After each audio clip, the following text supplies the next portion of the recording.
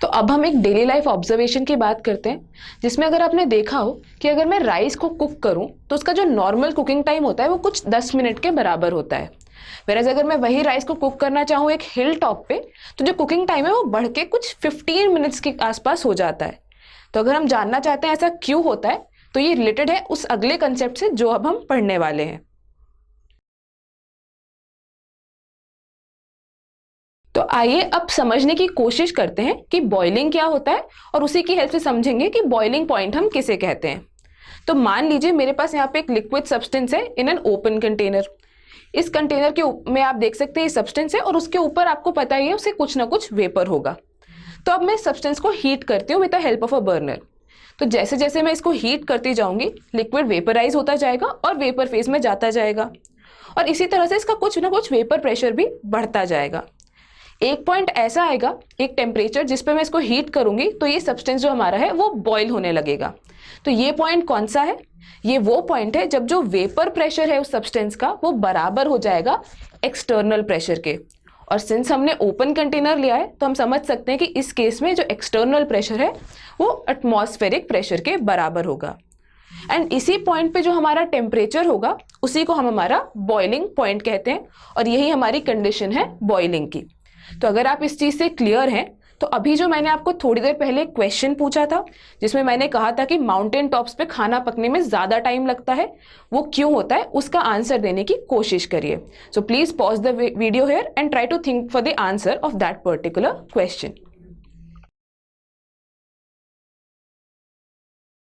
अब हम समझने की कोशिश करते हैं कि हिल टॉप्स पे राइस को कुक होने में हमें ज्यादा टाइम क्यों देना पड़ा। तो अगर मैं नॉर्मली राइस को कुक करने की बात करूं तो आपको पता ही है कि हम राइस वाटर में कुक करते हैं, और जैसे जैसे हम इसे कुक करने के लिए हीट करते जाते हैं इस सिस्टम का टेम्परेचर बढ़ता जाता है।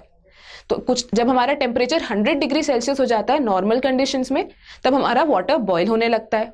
ऐसा इसीलिए होता है क्योंकि एट दैट 100 डिग्री सेल्सियस हमारा जो वेपर प्रेशर है वाटर का वो एक्सटर्नल प्रेशर यानी जो 180 एटमॉस्फेरिक प्रेशर है उसके बराबर हो जाता है, और इसीलिए हमारा वाटर बॉयल करने लगता है। सिमिलरली इसीलिए हमारा जो राइस भी है वो कॉन्स्टेंटली उस 100 डिग्री सेल्सियस पे कुक होता रहता है जब तक हमारा वाटर बॉयल होता रहता है।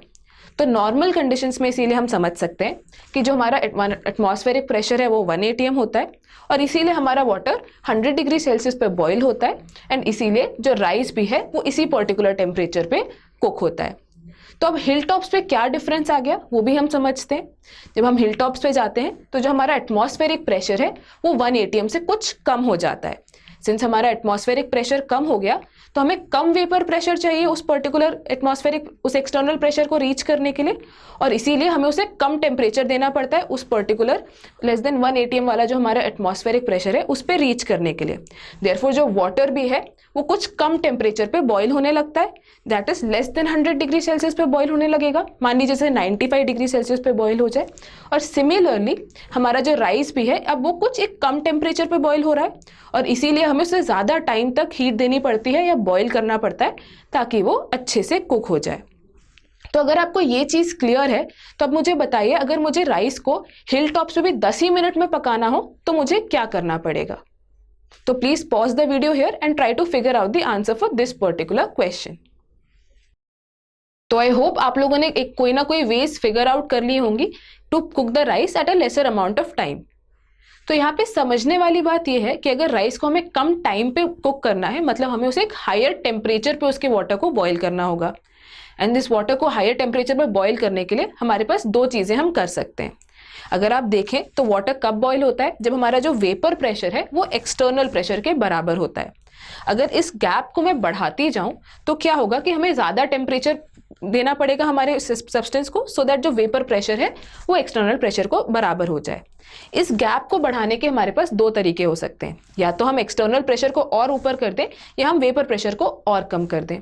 तो इन्हीं दो तरीकों से हमारे पास दो डिफरेंट तरीके आ जाते हैं जिसकी हेल्प से हम राइस को कम टाइम में कुक कर सकते हैं। द फर्स्ट केस इज कि हम एक प्रेशर कुकर यूज कर लें।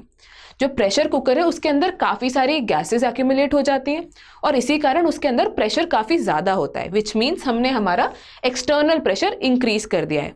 अब सिंस एक्सटर्नल प्रेशर इंक्रीज कर दिया है तो हमारा टेम्परेचर ऑफ बॉइलिंग इंक्रीज हो जाएगा, और इसीलिए जो राइस है वो एक हायर टेम्परेचर पे कुक होगा। जो दूसरा तरीका है वो ये है कि हम एक नॉन वोलेटाइल सोल्यूट डाल दें हमारे पानी में जिसमें हम राइस कुक कर रहे हैं। सिंस आपको पता ही है नॉन वोलेटाइल सोल्यूट जो है वेपर प्रेशर को डिक्रीज कर देता है ना। हमारा वेपर प्रेशर अगर डिक्रीज हो गया, अगेन ये गैप बढ़ गया, तो हायर टेम्परेचर पे हम कुक करेंगे और इसीलिए हमारा राइस फिर से एक कम टेम्परेचर पे कुक होने लगेगा। तो I hope you are clear on these two different ways जिसकी हेल्प से हम राइस को एक कम टाइम में कुक कर सकते हैं। तो अभी हम लोगों ने देखा कि कैसे एक सॉल्यूट डालने पे हमारा जो वेपर प्रेशर है वो कम हो जाता है फॉर अ सॉल्यूशन, और उसी तरह से उसका बॉइलिंग पॉइंट कैसे बढ़ जाता है। इसी चीज को हम ग्राफिकली भी समझ सकते हैं। तो अगर मैं एक ग्राफ लूं जहां पे मैंने टेम्परेचर ले लिया है एक एक्स एक्सिस पे इन केल्विन और वेपर प्रेशर हमने ले लिया है वाई एक्सिस पे इन एटीएम, तो इसमें सबसे पहले हम देखते हैं कि जो प्योर सॉल्वेंट है उसके लिए कर्व किस तरह का दिखेगा। तो सर कर्व कुछ इस तरह का होगा और आप देख सकते हैं कर्व नॉन लीनियर है, यानी इन दोनों का जो रिलेशन है वेपर प्रेशर और टेम्परेचर का वो नॉन लीनियर होता है। तो इस कर्व पे हम देख सकते हैं कि हमारा बॉइलिंग पॉइंट कहाँ लाई करेगा। सो हमारा बॉइलिंग पॉइंट वो पर्टिकुलर टेम्परेचर होगा जब हमारा जो वेपर प्रेशर है वो 1 atm यानी एटमॉस्फेरिक प्रेशर के बराबर होगा, एंड देयरफॉर उसका जो करस्पॉन्डिंग टेम्परेचर है यानी कि TB0 वो हमें यहाँ मिल जाता है। नाउ जब हम इसमें एक सोल्यूट ऐड कर देते हैं जो कि नॉन वोलाटाइल है नेचर में, तो कि हमारा जो वेपर प्रेशर है वो कुछ कम हो जाता है। तो हम कह सकते हैं कि हमारा जो कर्व है वो कुछ इस तरह से नीचे शिफ्ट हो जाता है, और इस कर्व को हम कह सकते हैं हमारे सॉल्यूशन के लिए कर्व है। अब इस सॉल्यूशन का भी हम बॉइलिंग पॉइंट इस कर्व पे देख सकते हैं। तो हम कह सकते हैं कि क्योंकि ये नीचे शिफ्ट हो गया है, अगेन कोई भी चीज तभी बॉइल होगी जब वेपर प्रेशर एटमॉस्फेरिक प्रेशर के बराबर हो जाएगा, और वो इस ग्राफ में कुछ इस पॉइंट पे हो रहा है, आप देख सकते हैं। मतलब इसके करस्पॉन्डिंग जो टेम्परेचर होगा अब वो इस सॉल्यूशन का बॉइलिंग पॉइंट होगा, और इसके करस्पॉन्डिंग टेम्परेचर हमें यहाँ पे TB मिल जाता है। तो अगर आप ध्यान दें तो आप देख सकते हैं there is a significant gap in दोनों के बीच में। मतलब जो हमारा जो चेंज इन टेम्परेचर है उसको हम यहाँ से डेल्टा TB बोल सकते हैं, जो कि डिफरेंस है TB0 और TB का। तो अगर हम इसको हमने ये तो समझ लिया कि कैसे शिफ्ट हुआ, बट अगर हमें कितना शिफ्ट हुआ ये पता करना हो तो वो हम डाइल्यूट सॉल्यूशंस में देख सकते हैं। और जो हमें रिलेशन मिलता है वो ये है कि जो ये डेल्टा TB है वो डायरेक्टली प्रोपोर्शनल होता है मोलैलिटी ऑफ दैट सॉल्यूशन के। अगर यहाँ पे मैं प्रोपोर्शनैलिटी साइन हटा के इक्वालिटी लाना चाहूँ तो मैं कह सकती हूँ कि जो डेल्टा TB है यानी जो डिफरेंस इन बॉइलिंग पॉइंट है वो बराबर होता है एक constant KB into the molality. अब ये कांस्टेंट KB क्या है, इसको हम कह सकते हैं कि इसको हम एबिलियोस्कोपिक कांस्टेंट कह सकते हैं, या फिर बॉइलिंग पॉइंट एलिवेशन कांस्टेंट कह सकते हैं, या फिर मोलल एलिवेशन कांस्टेंट भी कह सकते हैं।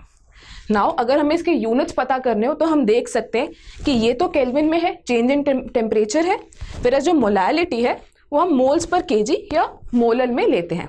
तो therefore the units of KB will be kelvin पर kg, केल्विन kg पर मोल। तो इस तरह से हम elevation and boiling point calculate कर सकते हैं फॉर एनी डाइल्यूट सॉल्यूशन।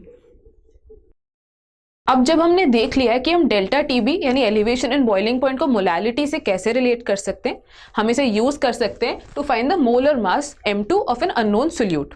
उसे करने के लिए हमें सिंपली मोलैलिटी के एक्सप्रेशन को एक्सपैंड करना है। तो हम इसे लिख सकते हैं कि number of moles of solute यानी N2 upon weight of solvent in kg। यहाँ पे इसको N2 को W2/M2 भी लिख सकते हैं अपॉन W1/1000। अब ये 1000 से हमने इसलिए डिवाइड किया क्योंकि हम अज्यूम कर रहे हैं जो हमारे सारे वेट्स हैं वो हमने ग्राम्स में ले लिए हैं, तो उसको kg में कन्वर्ट करने के लिए हमें उसे 1000 से डिवाइड करना होगा। अगर मैं यही एक्सप्रेशन मोलैलिटी का अपने delta TB is equal to KB into M वाले एक्सप्रेशन में पुट करूँ तो मैं कह सकती हूँ कि जो डेल्टा TB है वो हो जाएगा KB into W2/M2 upon W1/1000। अब यहाँ से अगर हमारे पास दोनों वेट्स पता हो और अगर हम अपना डेल्टा TB मेजर कर सकते हैं तो हम अननोन सॉल्यूट का मास मोलर मास इजीली निकाल सकते हैं। तो ये मोलर मास हो जाएगा M2 is equal to simply KB into W2 into 1000 upon W1/डेल्टा TB।